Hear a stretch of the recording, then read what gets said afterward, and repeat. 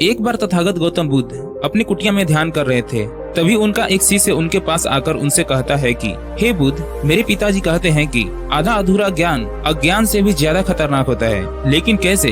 कृपया करके मुझे समझाएं। बुद्ध उस लड़के की तरफ देखें और मुस्कुराएं और उस लड़के से बोले, ठीक है, लेकिन तुम मेरी बातों को ध्यान से सुनना। मैं तुम्हें अभी एक कहानी सुनाने जा रहा हूँ। बहुत पुरानी बात है। एक छोटे से राज्य में जनक नाम का एक राजा रहा करता था। वो अपनी प्रजा के साथ बहुत खुश था। एक बार राजा पास के जंगल में शिकार करने के लिए गया।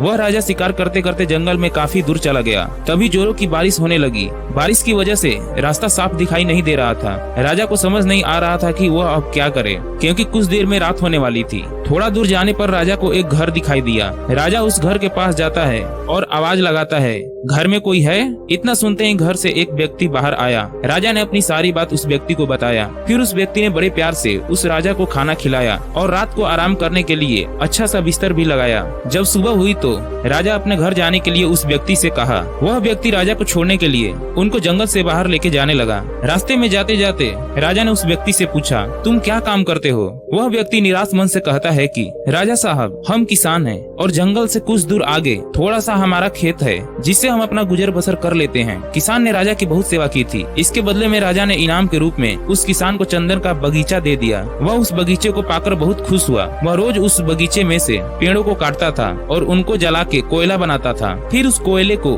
बाजार में जाकर बेच आता था। वह किसान बहुत दिनों तक ऐसा किया। एक समय ऐसा भी आया कि उस बगीचे में बहुत कम चंदन के पेड़ बचे थे। कुछ दिनों से लगातार बारिश हो रही थी तथा बारिश रुकने का नाम ही नहीं ले रही थी। बारिश की वजह से पेड़ भी भीग गए थे, जिससे पेड़ को जलाने में दिक्कत आ रही थी। बहुत कोशिश करने के बाद भी पेड़ जल नहीं रहा था। तो फिर वह किसान पेड़ के छोटे छोटे टुकड़े करके बाजार में ले गया। चंदन की लकड़ी को बाजार में ले जाते ही आसपास के क्षेत्र महकने लगा। लोगों ने उस चंदन की लकड़ी को ज्यादा दाम पर उस किसान से खरीद लिए। लेकिन अब किसान के पास बहुत कम ही चंदन के पेड़ बचे हुए थे, क्योंकि सभी पेड़ को जला के उसने कोयला बना दिया था और उसे पता नहीं था कि यह इतना महंगा है। इतना कहते हैं बुद्ध अपनी कहानी समाप्त करते हैं और लड़के से कहते हैं, अगर तुमको भी किसी चीज के बारे में आधा अधूरा ज्ञान रहेगा तो तुम जितना में हो उससे भी कम हो जाओगे। इसीलिए अधूरा ज्ञान अज्ञान से भी ज्यादा खतरनाक होता है। इतना कहते ही वो लड़का बुद्ध की बातों को समझ जाता है और उनको नमस्कार करके वहाँ से चला जाता है। दोस्तों, अगर इस कहानी से आपको थोड़ा भी सीखने को मिली हो तो कमेंट करके जरूर बताएं और चैनल को लाइक करके सब्सक्राइब जरूर करें।